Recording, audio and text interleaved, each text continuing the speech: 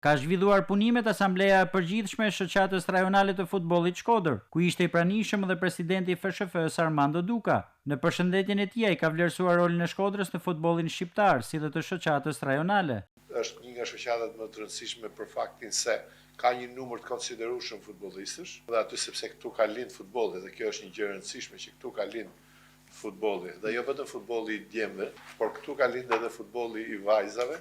Fjalën e rastit e ka mbajtur presidenti i Shoqatës Rajonale të Futbollit Shkodër Lazar Matia, njëkohësisht edhe presidenti i klubit të futbollit të femrave Vllaznia. Objektivi ynë kryesor mbetet rritja e numrit të fëmijëve, vajza dhe djemt që angazhohen në futboll dhe përmirësimi i infrastrukturës si një element kyç për zhvillimin e tyre.